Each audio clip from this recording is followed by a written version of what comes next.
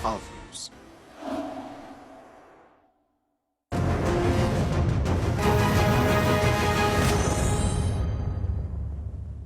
Welcome back. You're live with us tonight here on Newzroom Africa Channel 405, and we are in conversation with the Competition Commissioner Tembinkosi Bonakele, talking about the Burger King deal by Grand Parade now being given the green light, with some, of course, conditions being put in place. And the Competition Commissioner very clear that not everyone will certainly be happy even with those conditions, because, Commissioner, one would say, does this then not continue to entrench South Africans merely, particularly the PDRs, previously disadvantaged individuals, as mere workers? You're just increasing the number of workers. Yes, we want their employment. Of course, we want people to be working, but you are not dealing then with the question of economic ownership. I wish you had invited business to be a part of this, because they take the entire opposite view about this, and I'm glad you are raising this. You know, our growth as a country, we believe, should be a balanced growth. Balance in the sense that it should have its benefits shared more broadly within society.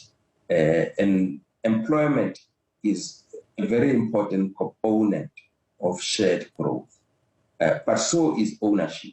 So I would accept a criticism that the ownership levels here are quite low. But don't forget what I said about the meat plant. The meat plant is a fantastic platform to get a black industrialist who supply Burger King. And by the way, not only restricted to Burger King, but would get into that value chain and hopefully supply many others. And so it's a question of the glass being half full as opposed to being half empty. Yeah. And who will be responsible for the implementation of that particular aspect, or let me even say the selection of that black industrialist? Look, they will run the process, but we will monitor it quite closely. The conditions give us a lot of power on the monitoring of the implementation of that condition. And ultimately, we will also approve the purchaser. So it's not a question that they can do anything that is against the provisions of these, and we will look into both the letter and the spirit of the condition. I'll tell you why I'm asking, because if we are saying, of course, that is aimed at opening up the economy, getting more people in and more people benefiting, particularly black people, the criticism with such deals is always that the same people benefit. And therefore, who's going to take the responsibility of ensuring that it is not the same consortium, the same group of people who will be able to raise the amount of money, and then they continue to benefit into perpetuity without bringing other players into the space? Yes, South Africa does have that problem, and it precedes this deal.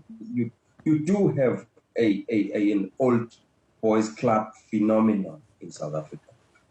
And you see this especially in the financial services, who happen to be the ones who are responsible for opening up the opportunities for a variety of sectors in society. So we craft conditions also being very aware of this, which is why the competition authorities do have the possibility of really intervening to ensure that the spirit of the condition is upheld.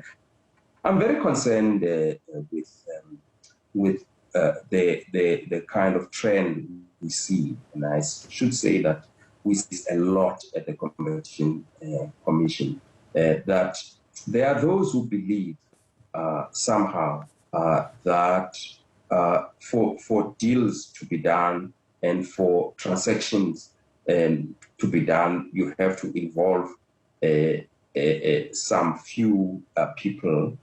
And so the idea is really to broaden things as much as possible. And that's why here we have really what is an ESOP workers thing at the top level. Yeah. So we're trying as much as possible to broaden, bringing in new faces, bringing in people who otherwise are outside the radar of especially the financial advisors, who often are the ones who pick up who the winners should be. Establishment of new Burger King outlets in South Africa, 60 new is one of those conditions, which takes now the outlets to about 150. What's the opportunity there, and what was the rationale in the thinking?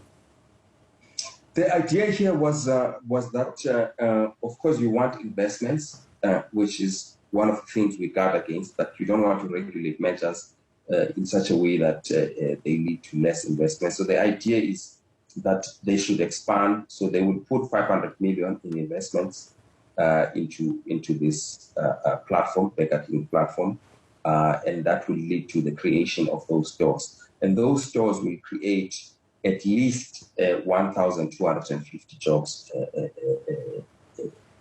that were otherwise not there, and will significantly increase the kind of payments to workers. We have quantified this, although it is confidential.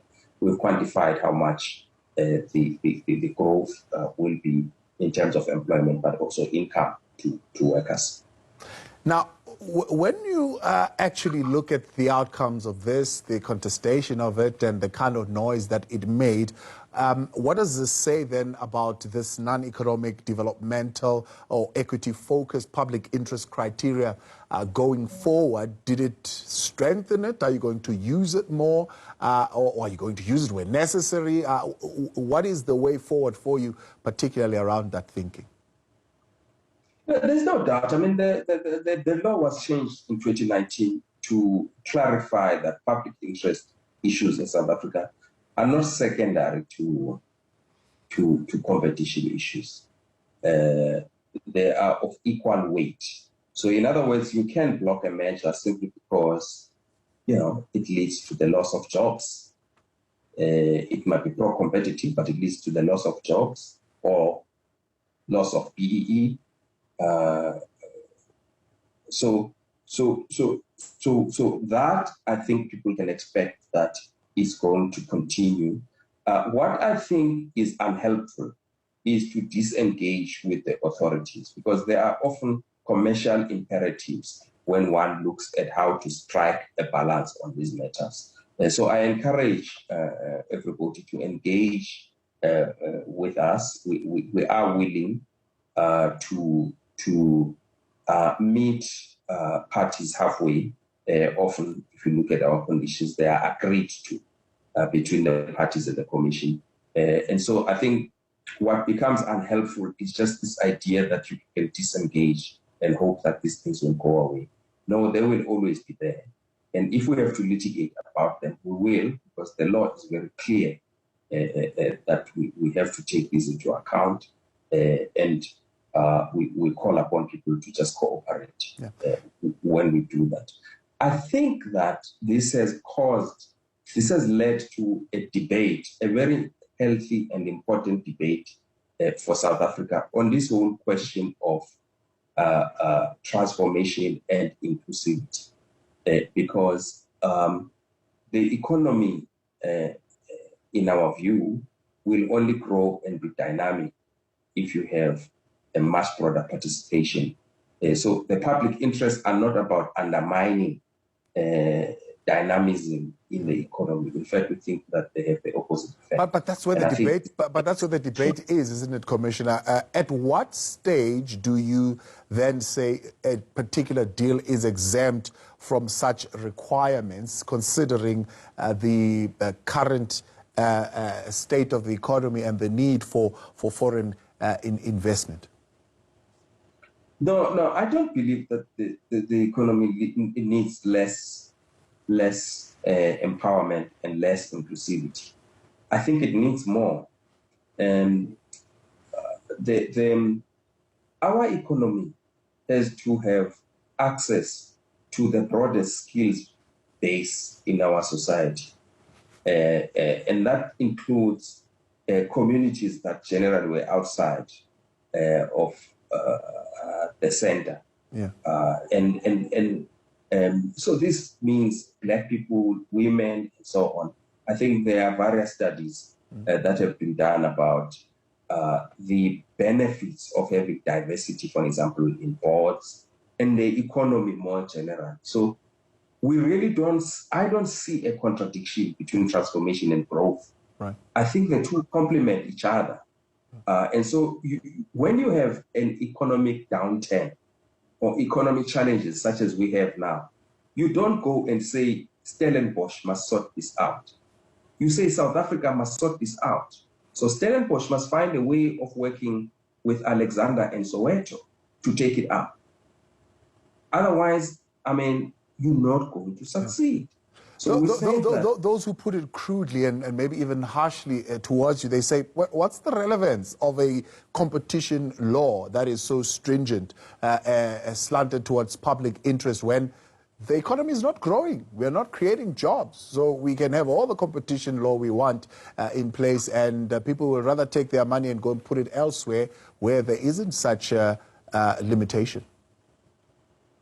No. There's no country, by the way, which doesn't have conditions to foreign direct investment. It's about where you strike the balance. You can say that people can come. I mean, there are countries, that consider to have a minimum wage to be quite normal because they've decided that protecting workers is the most important thing to do. And you don't have people saying, I won't come here because there is a minimum wage. No. You have countries that insist that when you come to, there are sectors that are closed to economies like India. There are requirements when you go into an economy like China on local participation and so on. So countries do have all of these.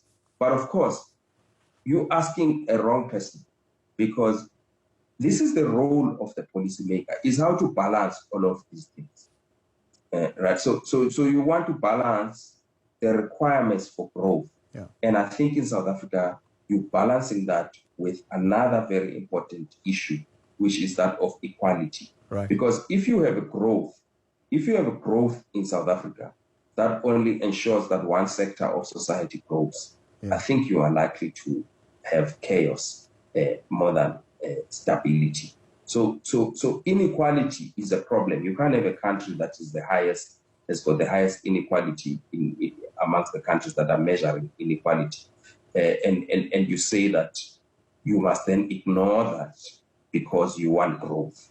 You won't have growth because you won't have stability if you have the highest inequality, highest crime rate, those sorts of things. So you always, as a policymaker, having to do that. And the people who must do that is ministers, is cabinet. So the law we enforce now is the law that comes from there. It comes from policymakers, executive and judiciary, thought that in South Africa you can't have a pure efficiency system that ignores all of these other public interest issues. Heard you loud and clear. Appreciated, Commissioner. We don't make the laws. The laws are made for us to enforce, and we're going to continue to enforce that. In a nutshell, that's what the Commissioner is saying there. Appreciate your time. Thank you for joining us today on In Focus. We continue in a moment. Have we...